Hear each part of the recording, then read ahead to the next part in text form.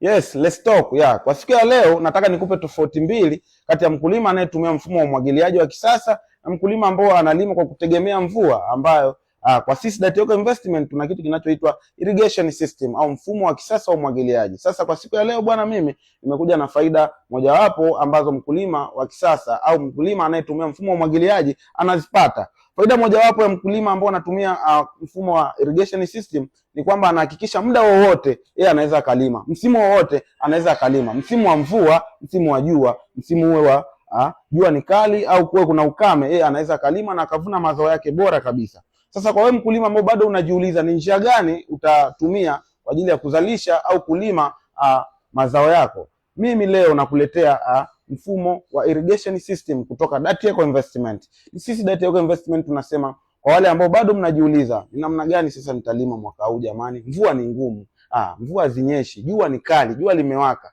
Sisi Datioka Investment tunakwambia njoo ofisini kwetu, njoo uulize, njoo upate faida za kulima kwa irrigation system au kwa kutumia drip tape ambayo ni hii hapa kama unavyoiona hapa. Hii ni drip tape ambayo inakuwa inafungwa kwenye mazao kama nyanya, mahindi, maharage, unaweza ukafunga pia kwenye mazao ya mboga mboga, vitunguu. Njoo ofisini kwetu, hebu njoo ofisini kwetu uje ujifunze bwana. Njoo ofisini kwetu uje ujifunze ni namna gani ya kulima kwa kutumia irrigation system. Mamlaka ya hali ya hewa mwaka huu wamesema mvua hazitokuwa kubwa kulingana na miaka mingine iliyopita. Sasa kwa mwaka huu, kwa wewe ambao hutaki kulala njaa, hutaki kupitia changamoto mbalimbali za ukosefu wa mazao labda au ukosefu wa mavuno, hebu njoo ofisini kwetu bwana, uje ujipatie mfumo wa umwagiliaji. Sisi Datioka Investment tunakukaribisha sana. Tupigie kwa simu namba